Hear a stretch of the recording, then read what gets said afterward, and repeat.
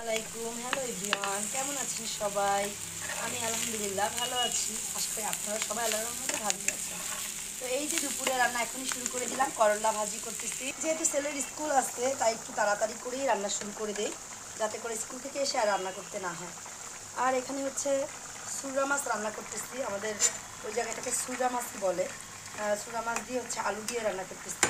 রান্না প্রায় কিন্তু কমপ্লিট হয়ে গেছে। আর এই যে সবসময়ের মতো পাতলা ডাল রান্না করে নিচ্ছি, ডাল আমার বাসায় লাগে। আর এই যে একটু ধনিয়া পাতা দিয়ে দিলাম, যাতে করে একটা সুন্দর স্মেল আসে।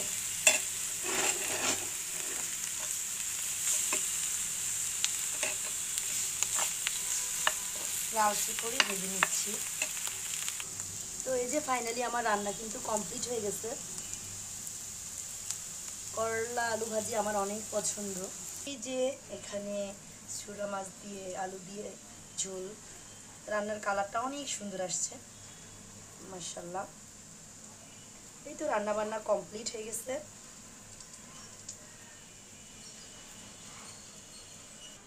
ছোট জিনিস কিন্তু দেখতে অনেক সুন্দর। এই যে এই চায়ের কাপটা দেখতে অনেক সুন্দর, এটা আমার আপা আমাকে গিফট করছে। আর এই যে এখন আজকে নাস্তা হয় নাই, এই পাউরুটি আর চা খাবো এখন। আজকে ভাবলাম যে রান্নাবান্না শেষ করে তারপর হচ্ছে সকালে নাস্তা খাবো, তারপর বাবুকে ফ্রেশ করে বাবুকে নিয়ে স্কুলে যাব। আসলে প্রতিটা গৃহিণীরই এইরকমভাবেই প্রতিদিন কেটে যায় ব্যস্ততায়। আর বুঝতেছি না কেন যেন আমার এই বাগান বিলাস গাছটাতে এখনো হচ্ছে ফুল আসছে না, কবে আসবে আল্লাহই জানে। আর বেলি ফুল গাছটা তো আমার একটা লক্ষ্মী গাছ, এই গাছে অনেক ফুল এসেছে আবার ঝরেছে। এই যে আমার ছেলে বলতেছে বেলি ফুল বেলি ফুল, সবুজ গাছ বলতেছে। আজকে আবহাওয়াটা না একটু মেঘলা একটু রৌদ্র এরকম টাইপের। এই যে সুন্দর একটা নীলাকাশ, কিন্তু রৌদ্রটা না ওইরকমভাবে উঠতেছে না, হয়তো অন্য পাশে আবার একটু মেঘলা আসছে, তা না হলে ভালোভাবেই হয়তো উঠতো।